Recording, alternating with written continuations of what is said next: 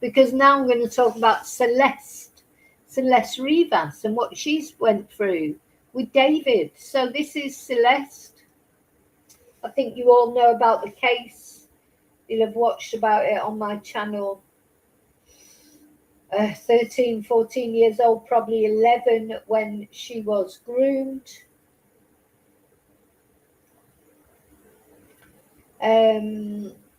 Yeah.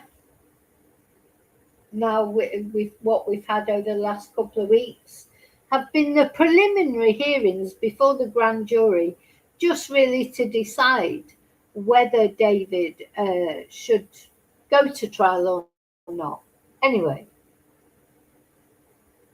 I think predictably the judge has come to the conclusion, yes, there is plenty of evidence against David for it to go to trial, so it's going to go to trial.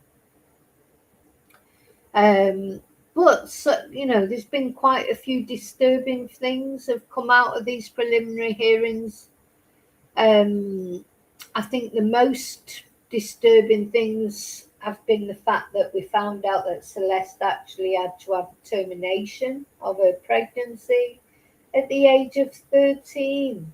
She had to make an adult decision, a decision that even grown women struggle with, whether to have a termination or not. Nobody just thinks, oh yeah, I'm going to have a termination, dead easy like decision, is it?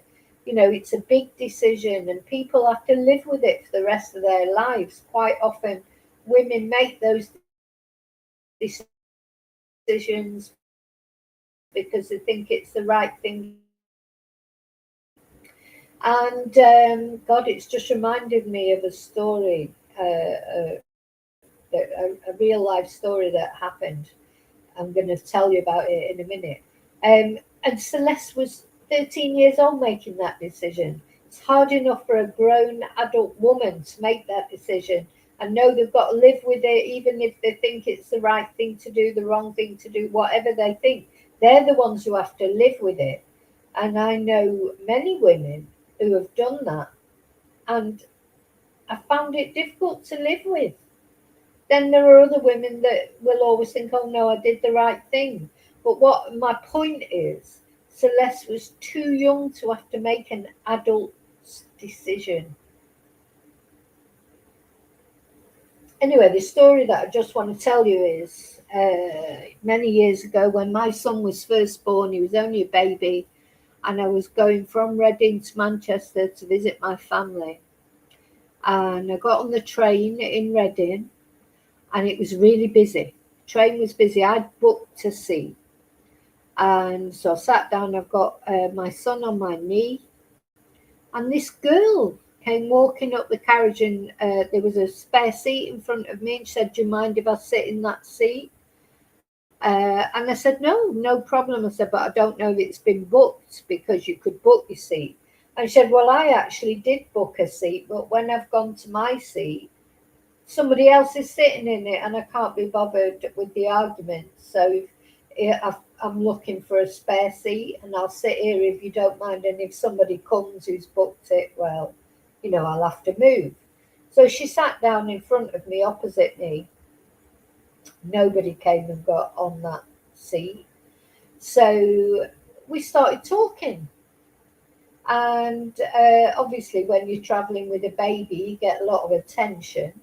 So she's, talking about the baby and this, that, and the other, my baby that I've got sat on my knee.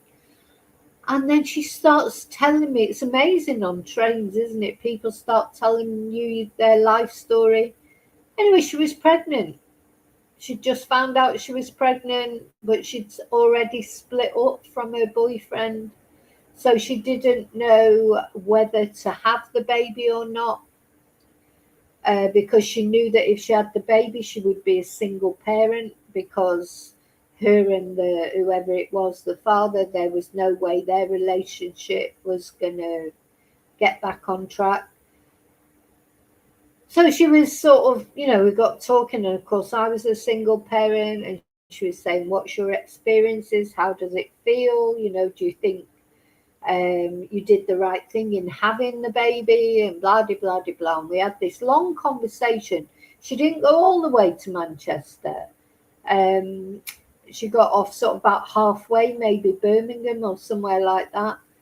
Anyway, as she got off, she said, "Oh, I should give you my phone number, and then you can find out what I decide in the end, whether to have the baby or have a termination." And I sort of regret this in a way, because I said to her, "No, don't give me your phone number, because I don't want to put any pressure on you, or, it's a decision you've got to make. And, I don't want you thinking, oh, I can't tell that woman that I met on the train that I had a termination, or blah, blah, blah, blah, blah." I said, "It's your decision to make." I said, "So no, don't give me your phone number." I wish now that I would have taken a phone number, because I think about a lot, and I think, did she have the baby, or did she have a termination? And whatever decision she made, it was her decision to make. So, and I understood in the circumstances, you've just split up from someone, then you find out you're pregnant. She knows she's going to be a single parent, and being a single parent is hard work. It's really hard work. But anyway, so I don't know what she decided in the end. But the point I'm trying to make is, she was a grown woman. She was in her late 20s, I'd say. Similar age to me. I was a little bit older. I was probably 34 at the time when this happened. I'd say she was about 28, 29, though she never told me how old she was, or not that I remember. So she was struggling to make a decision. Celeste was 13 years old, and having to make a decision like that. I think it's terrible. Hi, Sean. David was a man, even though he was a young man. I mean, we mustn't forget, David wasn't exactly, wasn't 30, was he? I think he was 19 or 20, but he was still an adult in the eyes of society. And he'd been grooming this girl since she was 11 years old. Look at him. You know what? If any picture tells you a story, God, if only, when you look back and you look at the photos like this that David had taken, and the songs that he was singing, it's just obvious that he's a freak of nature, isn't it? That he's a psycho of some kind. Anyway, but of course we only know with hindsight. So the other thing that's coming out is that the text that went between Celeste and David, seems apparent that actually Celeste's parents did know about their relationship, because they had to give permission for her to travel abroad with him. His parents knew. Everybody knew. Everybody knew about this relationship that he had with this 13-year-old girl. So although maybe his parents thought she was older, but her parents knew exactly how old she was. Now, I'm not judging her parents. I know what it's like with teenagers. If she decided she wanted to see David, they weren't going to stop her, whatever. I mean, maybe they would have stopped her going away on trips with him, but you don't have to go away on a trip to have sex. They could have sex anywhere. They were never going to stop that. Some parents look on it as just need to be realistic. You can't stop. I honestly think you won't be able to stop a 13-year-old girl who was in love with an older man, an older young man, if you like. She wanted to see him. She probably would have just ran off to see him. But whether they should have signed those forms that meant that he could take her away on trips, I don't know. You let me know what you think. I think Celeste's parents are absolutely heartbroken about what's happened to Celeste. And sometimes you just think, well, I'm sure they're beating themselves up enough about maybe missing signs, or they shouldn't have let her go away with him. They shouldn't have done this and they shouldn't have done that. I'm sure, they're going through enough themselves. They don't need me to tell them how stupid they were. I'm sure they know they were stupid. But how do you stop a teenage girl? How do you? Because anyway, there's just, I don't know what to say about that really. So other texts that are coming out though as well that are disturbing is apparently Celeste herself actually being quite aggressive towards David. And I'm certain he's going to bring this up in his defence and what that David is. I think I know. Can you hear me okay? I think you can hear me. I hope you can hear me okay. I'm 100% certain that David is going to try and bring up some sort of self-defense. That Celeste turned up and she was going to kill him, and he's just going to come up with some right load of crap, isn't he, as to how this happened. And of course we've only got his word for it, because Celeste is dead. And of course we've got the text. So there are texts where she was sort of, what's the word I'm looking for, saying bad things to him and saying she was going to expose him. There are these texts. So is that what his defence is going to be? Is that how he's going to defend himself? Say that Celeste was out of control? Anyway, we'll find out soon enough. He's going to trial. And look, this that really, it's like it, didn't help her. Did it? Didn't help her, the cross, sadly.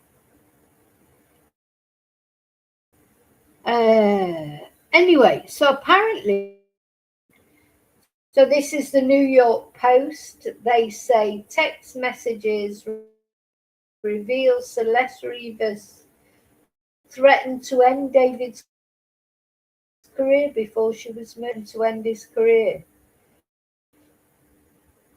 So explosive new text messages allegedly sent between Celeste and David show she threatened to ruin his career the day before she was murdered. The messages were shown in court on Monday as part of the preliminary hearing for David. The two had a heated exchange on April the 22nd, 2025, where Rivas, or Celeste even, was apparently jealous of another woman that Burke had been hanging out with. Bro, just bump her into no friends acquaintance. Friends with her over me is disturbing and disgusting to me on a deeper level, David. So it sounds like she was a bit jealous. No, this poor Mona Lisa. Look, it's that Mona Lisa face. She never looks very happy, does she, Celeste, in any of her photos? And he said, "When did I say I'd end my friendship with you for her?" Bert replied. "Bro, I said I didn't want to be friends with you if you want to be friends with her," Celeste texted. Celeste then accused Burke of having the woman over at his home. "Oh my effing God, I will kill you," these texts said. "I will effing kill you. She was in my seat. I will strangle you to death. I will end your career and life. I will tell my dad," she texted. It's just, see, there's the immaturity there. So she says all these like really threatening things. "I will kill you. I will effing kill you. She was in my seat. I will strangle you." And then at the end she says, tell my dad of you? You know, so, but her dad knew that she was seeing David. He must have known because the family had to sign the permission for her to go abroad. So, I don't know. It's a horrible case, this, isn't it? So then the very next day, on April the 23rd, Burke arranged for an Uber to drive her to his home, where he allegedly stabbed her to death, according to prosecutors. And they said that the singer was afraid of Celeste ruining his career by going public with their relationship. So then was significant cause to take the singer to trial. So basically, it's going to trial. It's going to trial. What was so they all these messages came out where they were discussing the pregnancy. David apparently apologized to Celeste and wrote, "I'm sorry, baby, I didn't want to ever put you through this." But he did put her through it, didn't he? Anyway, this is Celeste's mum and dad and their solicitor. Aye, they have gone every day to the preliminary hearing. They've had to sit through some horrible things.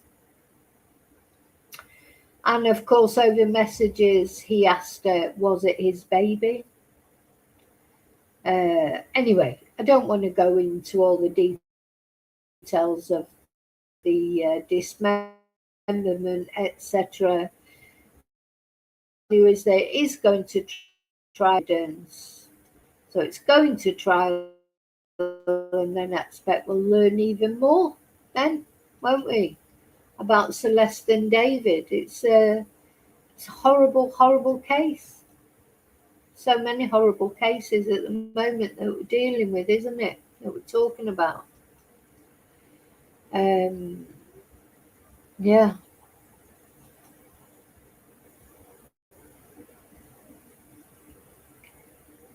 Yeah. I think he's definitely going to claim, David, that,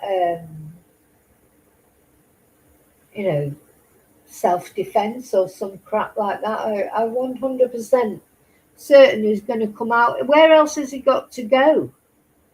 You know, where else has he got to go with this case? You know, where can the defense go? You know, she was found dismembered in the front of his car. How they're gonna defend that, except by maybe saying it was self-defense, and then it'll just be, you know, his charge will be like manslaughter instead of murder. I don't know.